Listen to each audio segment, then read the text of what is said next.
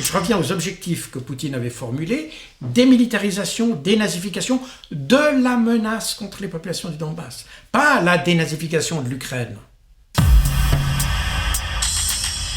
Les néo-nazis de chez nous vous diront que ça n'est pas des néo-nazis, mais même aux États-Unis, même des publications ou des médias qui sont extrêmement atlantistes, comme l'Atlantic Council, d'ailleurs le nom l'indique déjà, reconnaissent qu'il y a des néo-nazis en Ukraine. Ça veut dire que les Américains sont beaucoup plus conscients de ce phénomène. D'ailleurs, un temps, le gouvernement Azov a été considéré comme mouvement terroriste aux États-Unis, puisqu'il y avait des membres du mouvement Azov qui étaient venus faire les émeutes de Fayetteville sous le président Obama et qui avaient participé aux émeutes racistes là-bas. Donc voilà. Pour tous ceux qui disent que ça n'existe pas.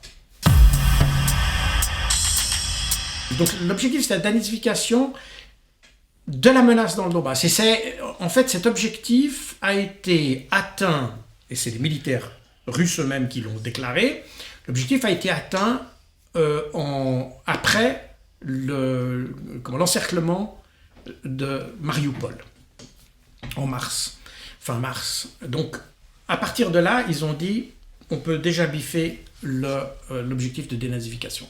Reste démilitarisation. Et la démilitarisation, ça ne veut pas dire occuper l'Ukraine, ça veut dire détruire le potentiel qui menace la population du Donbass. Et ça, c'est un élément important à comprendre. Sergueï Lavrov a essayé de l'expliquer à plusieurs reprises. Donc, Sergueï Lavrov, c'est le ministre des Affaires étrangères russe. Quand les Occidentaux ont commencé à donner des missiles notamment les HIMARS, aux Ukrainiens. Ils ont dit, voyez, nous l'objectif c'est de détruire cette menace. Si vous mettez une menace qui va jusqu'à 300 km, eh bien nous, on ira détruire jusqu'à 300 km. Si la menace est à 100 mètres, on la détruit à 100 mètres. Si elle est à 300 km, on la détruit à 300 km. Donc vous nous obligez simplement à aller plus loin.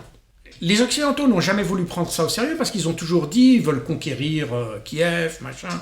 La mécompréhension délibérée du conflit a en fait poussé les Russes à détruire. Et les Russes ont dit déjà en octobre, donc ce qui s'est passé, vous le savez, c'est qu'en septembre de l'année passée, les quatre oblasts du sud de l'Ukraine, c'est-à-dire Kherson, Zaporozhye, Donetsk et Lugansk, ont fait des référendums pour rejoindre la Fédération de Russie.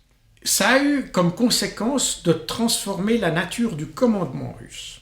Parce que lorsque la Russie est intervenue en février 2022, il y avait en fait 3 pays qui étaient dans l'opération, si vous voulez. Vous aviez la Russie, vous aviez la République de Donetsk et la République de Lugansk.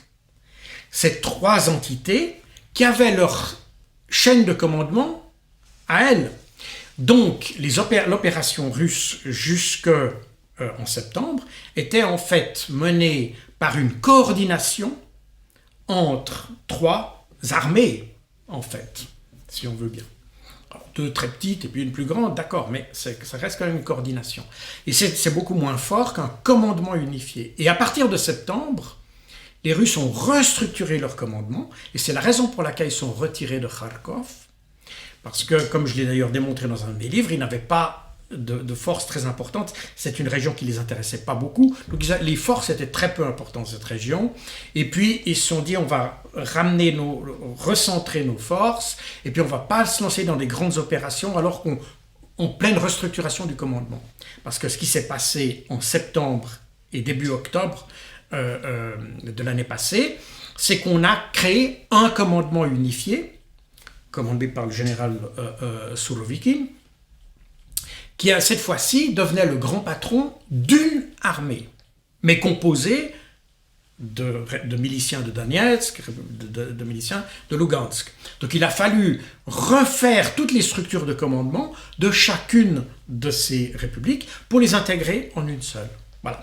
Et c'est ce qui s'est passé. Et à partir de ce moment-là, en octobre, le général Surovikin a dit très clairement, c'est dans la presse, je n'invente rien, il a dit on ne veut pas faire des grandes opérations, notre but maintenant Alors, il a utilisé un verbe qui est l'équivalent en français de moudre.